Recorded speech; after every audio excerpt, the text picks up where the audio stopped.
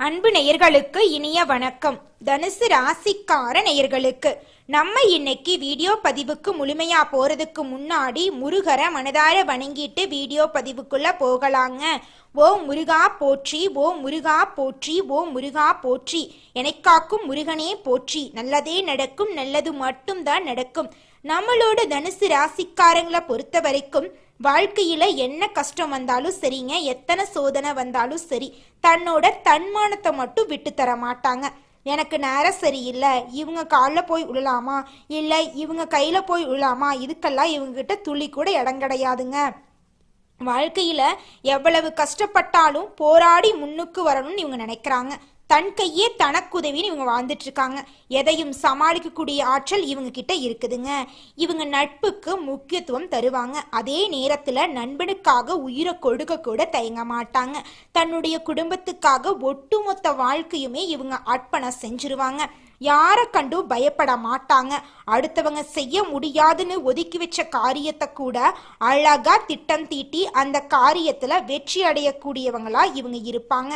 இவங்களை பொறுத்த வரைக்கும் தான் மட்டும் நல்லா இருக்கணும் அப்படிங்கிற சுயநலத்தோட வாழ மாட்டாங்க. தன்னை சுத்தி இருக்கிறவங்க எல்லாருமே வாழ்க்கையில உயர்ந்த இடத்துக்கு போகணும் அப்படிங்கிற பொது நலத்தோட இவங்க வாழ்வாங்க. தன்னுடைய வாழ்க்கையில ஒரு குறிக்கோளை ஃபிக்ஸ் பண்ணிட்டு அந்த குறிக்கோளை வெற்றி அடைகிறதுக்காக ஒவ்வொரு நாளும் போராடிக்கிட்டு இருப்பாங்க நம்மளோட தனுசு ராசிக்காரங்க. இந்த மாதம் தனுசு ராசிக்காரங்களுடைய கிரக நிலை எப்படி இருக்குன்னு பார்க்கலாங்க.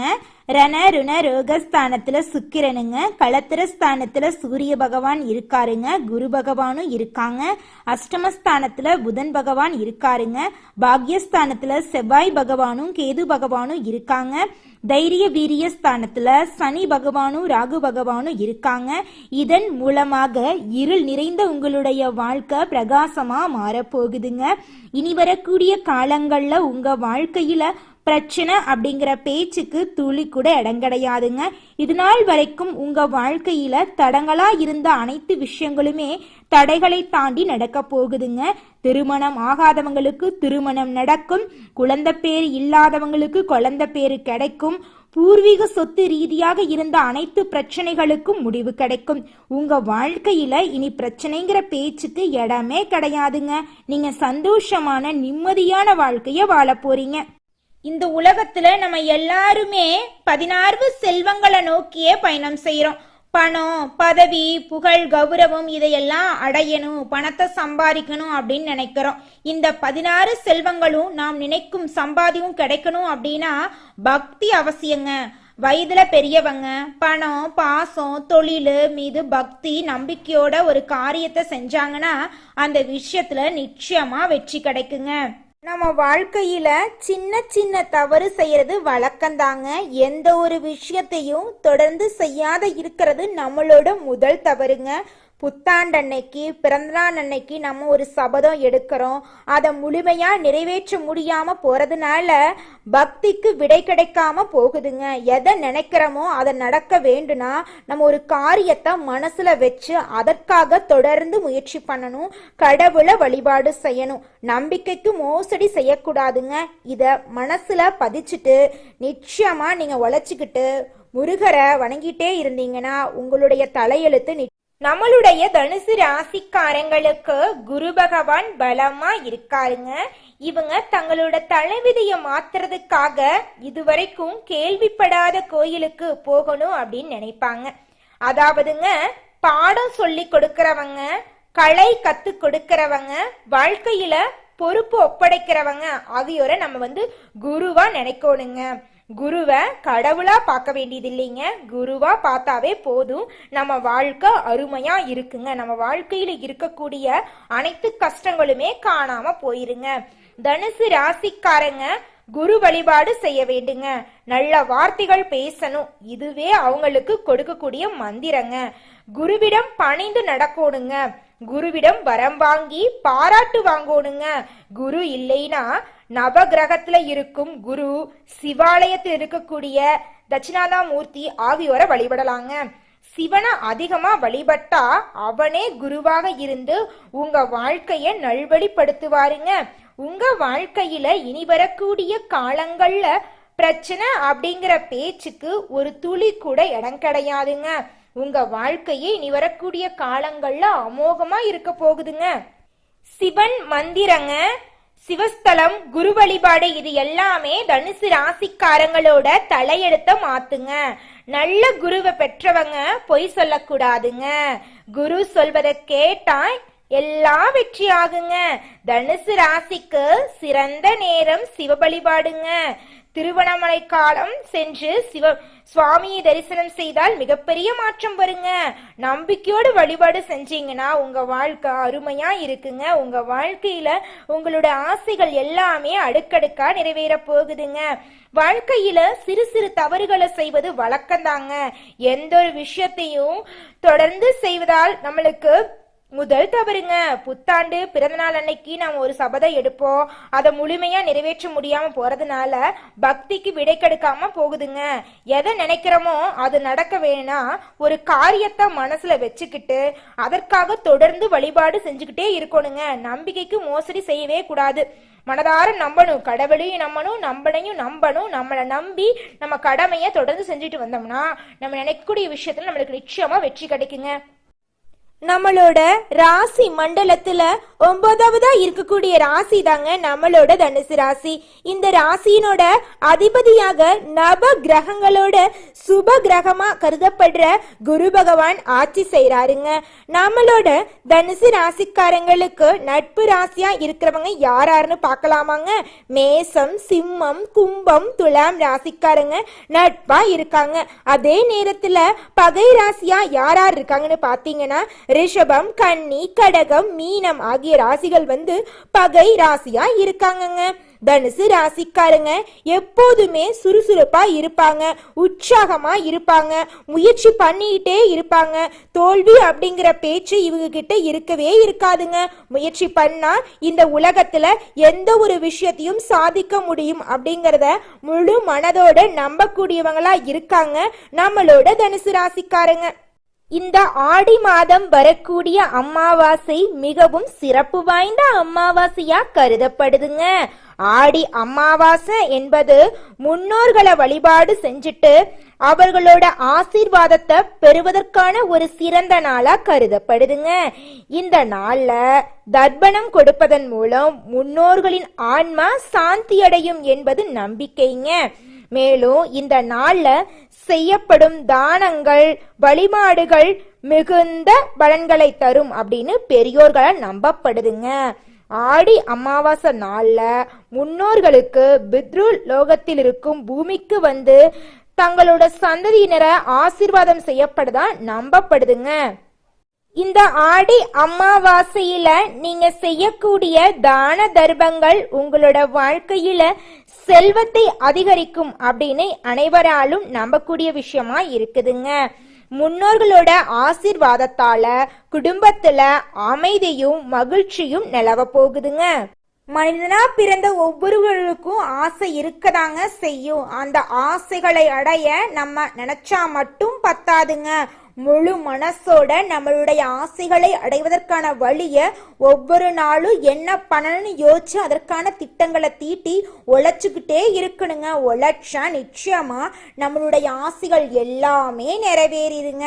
உங்க வாழ்க்கையில இனி வரக்கூடிய காலங்கள்ல உங்களுடைய அனைத்து ஆசைகளும் நிறைவேற போகுதுங்க. அப்படி ஒவ்வொரு மனிதனுக்கும் இருக்கக்கூடிய பொதுவான ஆசை என்னன்னு பார்த்தீங்கன்னா 16 செல்வங்களையும் அடைந்து வாழணும் அப்படின்னு தான் ஒவ்வொரு மனிதனுடைய ஆசையும் இருக்குதுங்க.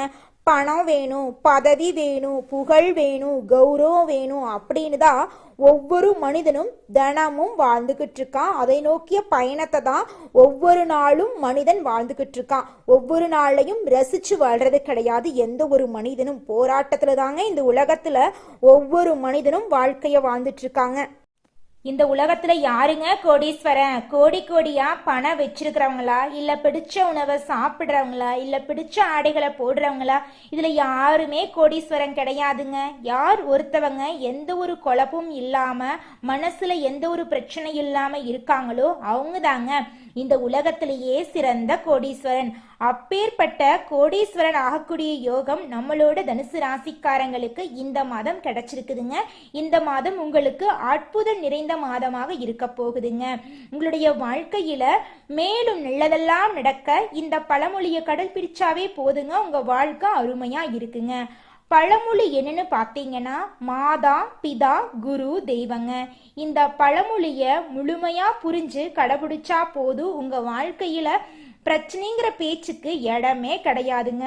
பழமொழியோட விளக்கம் என்னன்னு பார்த்தீங்கன்னா, அம்மாதா அப்பா யார் அப்படின்னு நம்ம கண்ணில் காட்டுறாங்க, அப்பாதான் குருவை காட்டுறாங்க, குருதான் தெய்வம் யார் அப்படின்னு காட்டுறாங்க.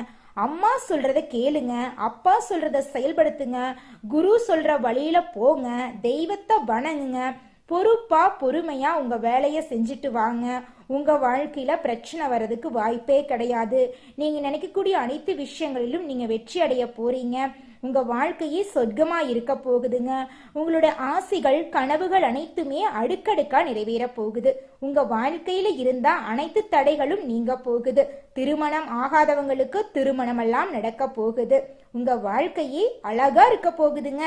நம்மளோட தனுசு ராசிக்காரங்களை பொறுத்த வரைக்கும் நல்லவங்க கெட்டவங்க, படிச்சவங்க படிக்காதவங்க, ஏழை பணக்கார, உயர்ந்தவன் தாழ்ந்தவன் அப்படிங்கிற பாகுபாடு பார்க்க மாட்டாங்க.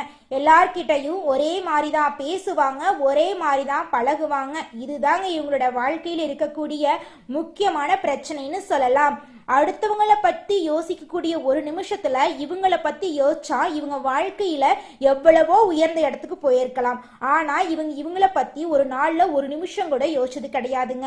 குடும்பத்துக்காக, சொந்த பந்தத்துக்காக, உறவுகளுக்காக, நட்புக்காக, தெரியாதவங்களுக்காக, தெரிஞ்சவங்களுக்காக யோசிச்சு இவங்களுடைய வாழ்க்கையை இவங்க வாழாம போயிட்டாங்க.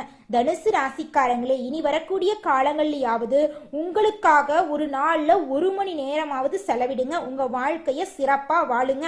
வாழ்ற வாழ்க்கை ஒரு முறை தாங்க. இன்பமும் இருக்கும் துன்பமும் இருக்கும். எல்லாமே நம்ம கையில தாங்க இருக்கு.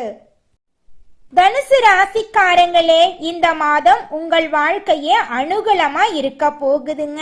உங்க கையில பணப்புழக்கம் அதிகரிக்க போகுது, தேவைகள் பூர்த்தியாக போகுது, மதிப்பு மரியாதை சிறப்பா இருக்க போகுதுங்க. உங்கள் மீதான அவப்பேரெல்லாம் மறைய போகுதுங்க. வீட்டுல மகிழ்ச்சி அதிகரிக்க போகுது. குடும்ப பிரச்சனை எல்லாம் கட்டுக்குள்ள வரப்போகுது. உங்களோட தேவைகள் எல்லாம் பூர்த்தியாக போகுது. தாய்மாமன் வழி உறவுகளின் மூலம் உங்க குடும்பத்துல சுப நிகழ்ச்சிகள் நடக்க போகுது. உங்களோட குழந்தைங்களோட கல்வியில முன்னேற்றம் ஏற்பட போகுது. உங்க வாழ்க்கையில இது நாள் வரைக்கும் தடைபட்ட அனைத்து விஷயங்களுமே தங்கு தடையின்றி நடக்கக்கூடிய மாதமாக இந்த மாதம் இருக்குதுங்க. கலைத்துறையினருக்கு திறமைகளை வெளிப்படுத்தக்கூடிய மாதமாக இந்த மாதம் இருக்குதுங்க. அடுத்ததாக ஒவ்வொரு நட்சத்திரக்காரர்களுக்கும் இந்த மாதம் எப்படி இருக்குன்னு பார்க்கலாங்க. நம்மளுடைய தனுசு ராசியில் இருக்கக்கூடிய முதல் நட்சத்திரம் மூலம். உங்களுக்கு இந்த மாதம் எப்படி இருக்குன்னு பார்க்கலாங்க. இந்த மாதம் முன்பின் யோசிக்காம எதையாவது பேசி விடுவீங்க. அதனால கொஞ்சம் கவனமா பேசுங்க. ஒருத்தவங்க கிட்ட பேசும்போதும் சரிங்க, ஒரு செயலை செய்யும் போதும் சரி, இவங்க கிட்ட இந்த சொல்ல போய் சொல்லலாமா, இந்த செயலை செய்யலாமா, இதனால நம்மளுக்கு ஏதாவது பிரச்சனை வருமா, நம்மள சுத்தி இருக்கிறவங்களுக்கு ஏதாவது பிரச்சனை வருமானு 1க்கு 2 முறை கலந்தாலோசனை செஞ்சுட்டு செயல்படுறது நல்லதுங்க. வியாபாரத்துல இது நாள் வரைக்கும் இருந்த போட்டிகள் எல்லாமே குறைய போகுது. தொழில உங்களுக்கு லாபம் கிடைக்க போகுது. ஷேர் மார்க்கெட் துறையில இன்வெஸ்ட்மெண்ட் பண்ணியிருந்தீங்கன்னா உங்களுக்கு இரட்டிப்பான லாபம் கிடைக்குங்க. அடுத்ததாக நம்மளுடைய தனுசு ராசியில் இருக்கக்கூடிய நட்சத்திரம் யாருன்னு பார்த்தீங்கன்னா பூராடம். உங்களுக்கு இந்த மாதம் எப்படி இருக்குன்னு பார்க்கலாங்க. இந்த மாதம் உத்தியோகத்தில் இருக்கிறவங்களுக்கு பதவி உயர்வு ஏற்பட போகுது. சம்பள உயர்வு கிடைக்க போகுது. குடும்பத்துல இருந்த ஈகோ பிரச்சனை காணாம போக போகுது. கணவன் மனைவி இருவருமே ஒற்றுமையான வாழ்க்கைய வாழ போறீங்க.